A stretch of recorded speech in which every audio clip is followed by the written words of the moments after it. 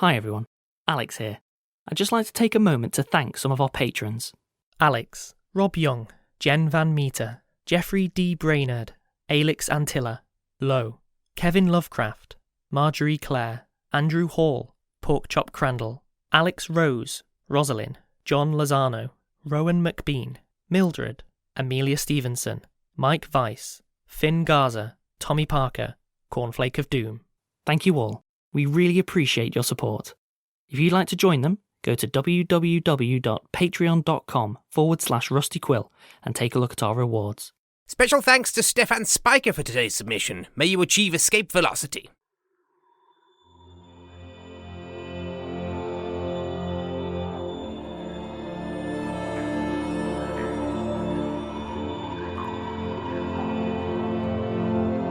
Rusty Quill presents Stellar Firma.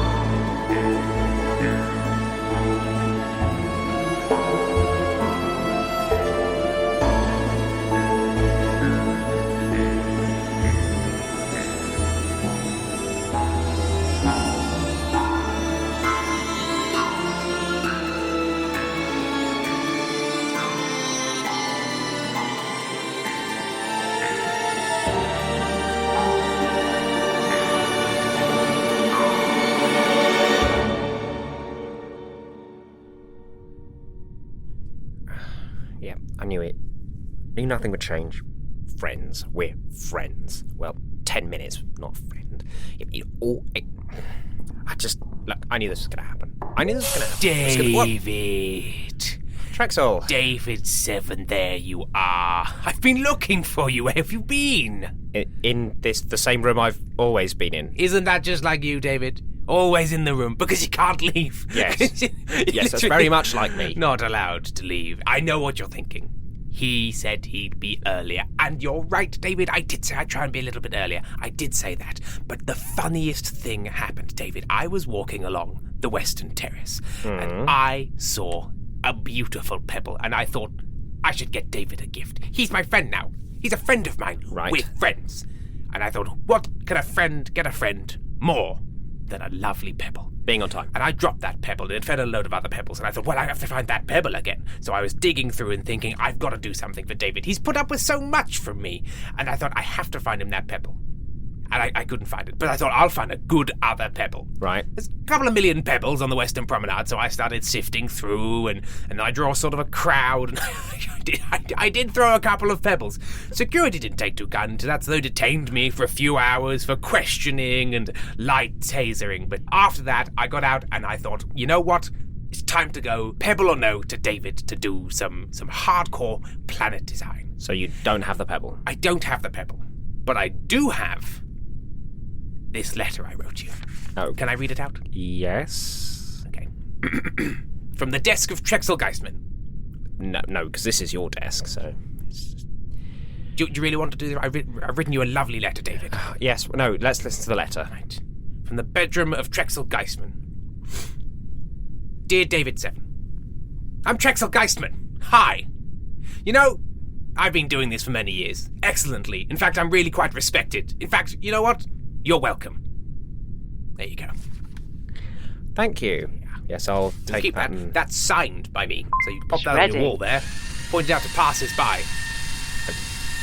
Right. Yes. So shall we do the brief? Why not? Sign the planet. Between friends? Yes.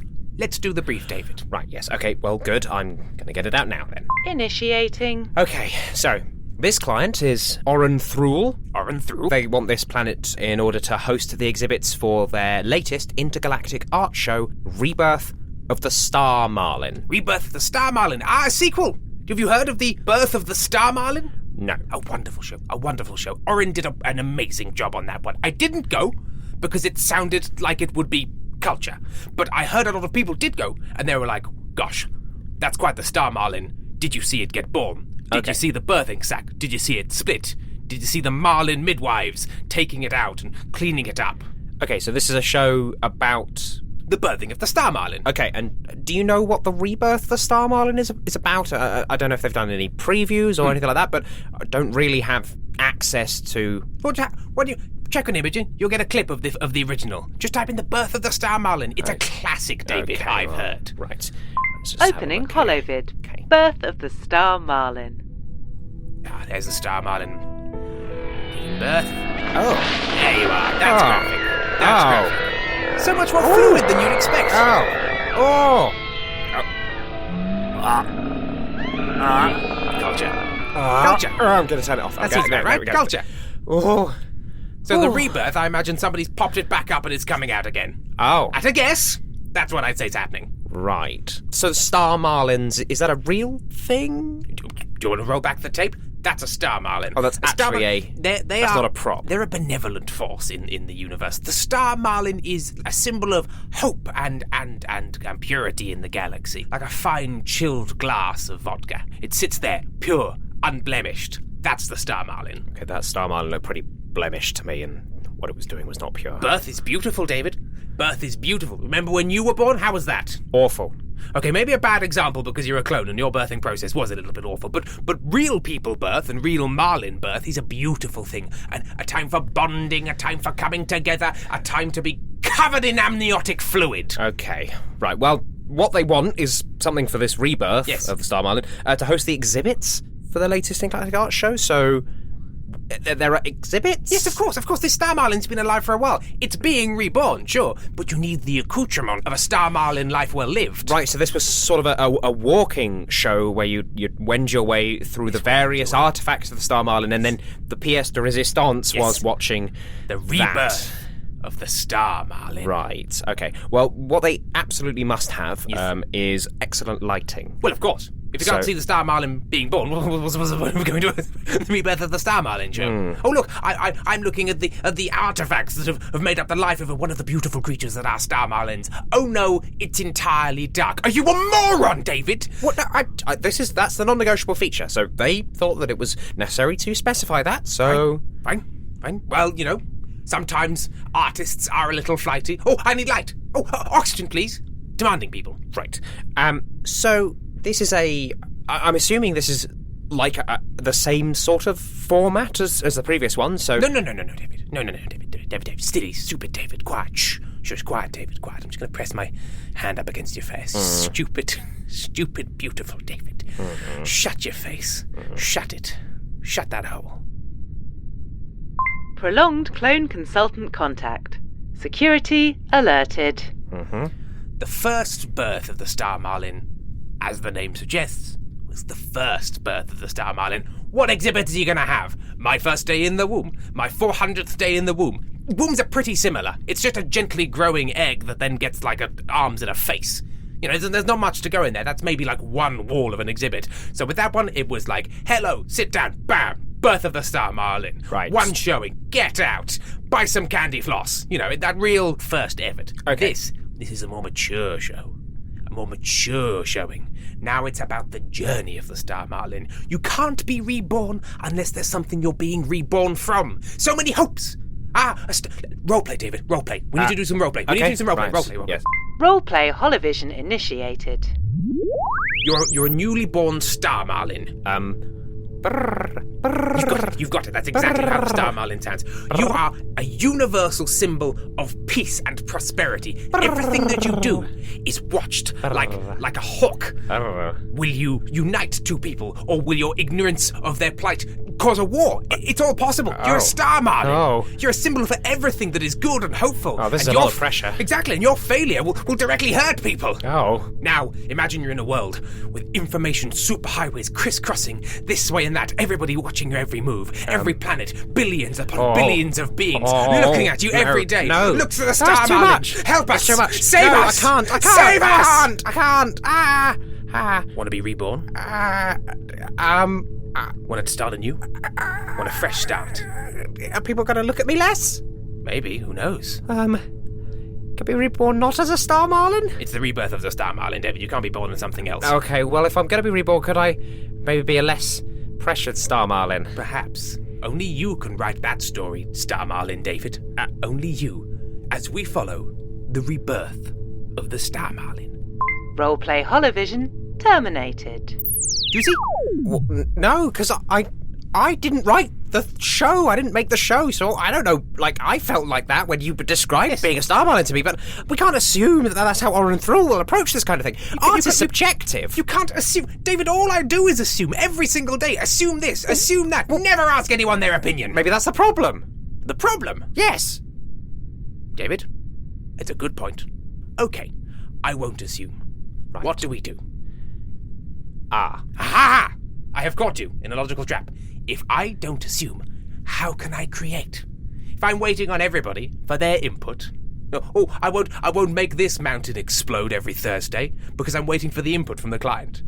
Maybe they want nitrogen in the atmosphere, but I've used ammonia. Maybe I shouldn't have done that. I'm not going to wait around for some pencil-necked pencil pusher to pencil me in their pencil book for a pencil meeting, am I? Okay. Am I? Okay. Am I? No. Have I done that? No. Exactly. Okay, well, in which case, maybe in the past your assumptions have been slightly wide of the mark, hence the reaction and feedback we've had and the deaths you've caused on those planets. Almost certainly. So, what would you assume about the rebirth of the Star Marlin? Fluids. Okay. You need to waterproof the room. Right. This is going to be a fluid affair. Sloshing gallons of amniotic sac fluids. Okay. Everywhere. Right. You don't want to keep any books on the floor, they'll be ruined. Oh. Got any old antique furniture? Keep it off the floor. Right. It'll be covered in birth fluid. Okay. So we need a tank. In fact, let's make a pit. Tanks are easier than pits. Right. An entirely waterproof world. Water can't even touch its surface, it just springs off. Okay. How are they going to drink? They don't. It's an art exhibit. Keep them thirsty. Keep them off balance. Keep them off kilter. This is a hostile world because art isn't your friend. How long was the birth of the Star Marlin? 29 hours. Okay, and sequels are usually longer. 64 hours. Okay, so we're going to have people not drinking anything for 64 hours. Yes. Now, remember what I said about your assumptions? So let's do the opposite of that. Okay. Right? Fluid everywhere. No. Everybody's drowning. What? No. In fact, everybody turns up to an entire water world. You tie a lead weight to their foot. It's fresh water, though. Drink as much as you want. Are you happy now? No, You've got water! No, that just murders people. But that's the exact opposite of what I said. No, it's not. Is it not? No, where did the lead come from? Where did the drowning come from? You've got to get him in the water. No, you don't have You've to really get gotta them in mean the it, water. man. You just said that you need to be a waterproof room because there's going to be a lot of water. All I'm going to assume now is that the rebirth of Star Marlin is a particularly dry affair. Okay. It should take place on a mountain. Fine. Actually, what's the habitat of a Star Marlin? I assume it's the void of space. It is indeed the void of space. They glide through the void of space, dispensing justice and wisdom hither and yon. Okay, so why do you think it's so wet? In space? Yes. Have you been in space? Have you been in the vacuum of space, David? Look in my eyes. Tell me, are you a vacuum of space man? No. Are you a vacuum man? No. Are you a V-man? No. In which case, I vehemently say, you know nothing of space. And neither do I. So who's to say, David? Water is a fluid, and gas can act like a fluid. So in the vacuum of space, where there's no gas, then why wouldn't it act like a fluid as much as a fluid would? Do you follow? Do you follow? It's a logical progression, David. Gases can be like fluids. Fluids can be like gases. There isn't any gas or fluid in space, so maybe the space is a fluid gas. Maybe it's a fluid, gaseous fluid flow, flowing fluidly through the flow. Okay, I think we've got a bit too hung up on the Star Marlin. What is gas? Gas. A gaseous substance. Right. It's a show. It's an art show. Yes. Okay? So what do you need for art show? And they want good lighting, okay? Ah. Which implies that maybe they need the things that shows normally need. The light is the show. No, the show is the rebirth of the Star Marlin. David, shut up. The light is the show. You have a lamp. You have an uplighter. Au contraire, sir. That's merely a way of saying I have been defeated by a system that I hate. Oh, I'm showing art that is supposed to challenge the patriarchy and challenge the preconceptions of your universe, but I'm using a lamp? What is a lamp other than an expression of control? Down with the lamp. Up with the imprisoned sun. You lasso a sun out of the sky. We don't make one, David. We steal one. We thieve a sun away from a solar system, casting it into everlasting darkness. What? And you imprison the sun in an orb, and around that orb you channel mirrors, and then you channel the mirror orb hole, tramp it into the room in which you're lighting, and is lit with the 1,000 lumen light of a stolen sun, and there is your art. Okay. Two things. How many lumens do you think is in a sun? A lot more than 1,000. Is it more than 1,000? Yes. Second, right? How do you think solar systems work? You can't just take the sun out of them. They're not just dark. But that's art, David. No, you've just killed like millions of people. No, we'll only need it for a weekend. We'll put it back later. The solar system's gone by then. Really? Yes. Will it all just sort of hold in place until we put it back? No, the sun's what holds it in place. Gravity, of course. Well, thank goodness you were here, David. I was this close to stealing plenty of suns. Well, look. That's how my last 4 wars started, so...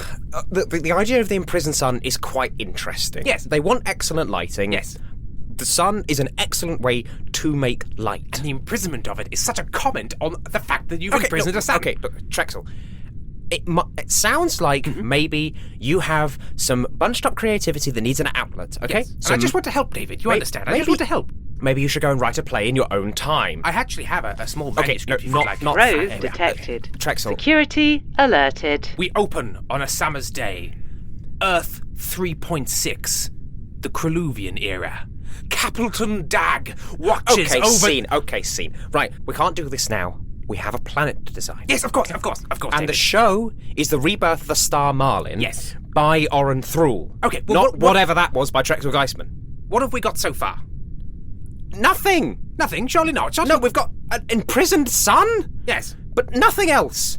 Okay, well, we got 4 or so minutes left. Okay, let's back to basics. Strip it back.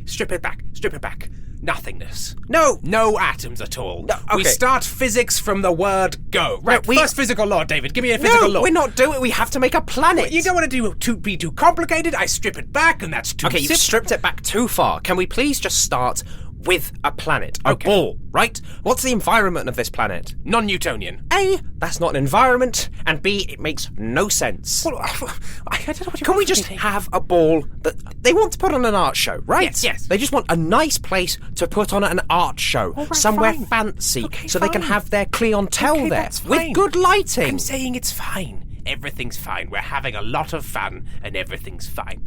Okay, you want a little planet. Just a little dinky, short-use planet for a little art show to be Doesn't even have to be short use. Just has to be a planet where you can put on an art show. Well, you want to just be sitting around after the show's done, 64 hours? We put a time bomb in the middle of the No, they've paid for the planet. They can keep it. Fine, if you want to be really reductive about it, David. I didn't realise That's you were not what such a reductive square. means. You're a reductive square. Look at that square reducing. I can barely see it anymore. What? Oh, it's just a pixel. Okay, a pixel on a screen. really a tiny square that wants to design a good planet. David, I've upset you. And for that, you are sorry. But we have to agree on something, David. We haven't got that much long left. Okay, you saw some stuff about the birth of the Star Marlin, Yes. right? Apart from that horrible video you showed me, Yes. Is that pretty much everything you know about the Star Marlin? Yeah, almost absolutely. I didn't even go to that show. Okay, well, if it's still a birth, then it should look like maybe a place where a birth should happen. Maybe some sort of operating theatre. They're going to need a big building Yes. for this show. Okay. Maybe it should look like a big hospital. And every single member of staff of the hospital is a captured, imprisoned son! What? Forced into labour against their needs and wills! I don't want to operate on this lady! I haven't got arms! I'm just an orb under high pressure! Assumedly, Orren Thruul will bring their own staff members. So you don't want all the staff to be imprisoned, son? No, What about coerced moons? that doesn't... You've just made that up. A blackmailed comet? That's not even a thing. Okay, well, you obviously haven't lived, David. I've blackmailed a comet or two in my time. Well, I don't think they're going I've to be got very... pictures of your icy tail, so you better do what I say. Okay, I just don't think they're going to be very useful staffing an art show. All right. Tell you what, David.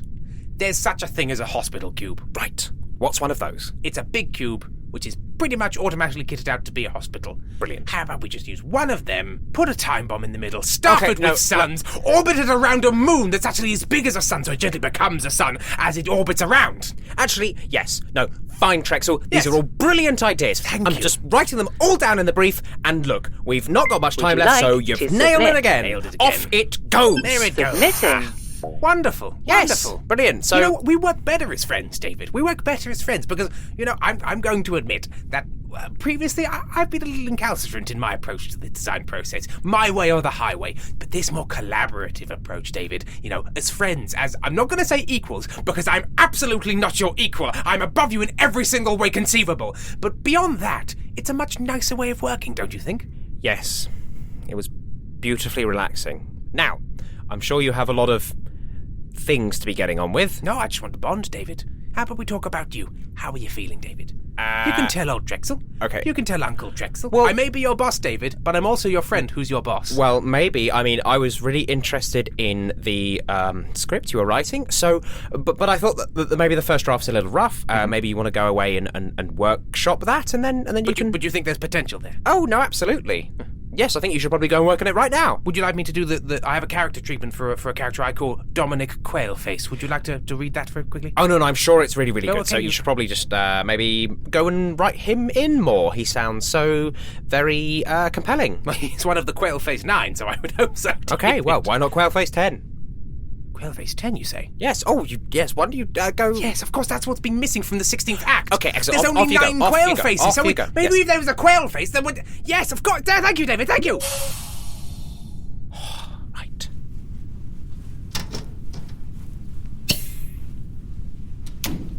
Now I can get some proper work done. Stellar Firma is a podcast distributed by Rusty Quill Limited and licensed under a Creative Commons Attribution Non-Commercial Share-alike 4.0 international license. It was created by Tim Meredith and Ben Meredith and produced by Laurie Ann Davis with executive producer Alexander J. Newell. In today's episode, Imogen was played by Imogen Harris, David Seven was played by Ben Meredith, and Trexel Geistman was played by Tim Meredith. The episode was edited by David Devereaux and Alexander J. Newell, with music by Samuel D.F. Jones and artwork by Annika Khan. To subscribe, buy merchandise or join our Discord, visit rustyquill.com. Rate and review us online, tweet us at The Rusty Quill, join our Reddit community on r/rustyquill, visit us on Facebook or email us via mail@rustyquill.com. May the board preserve and keep you.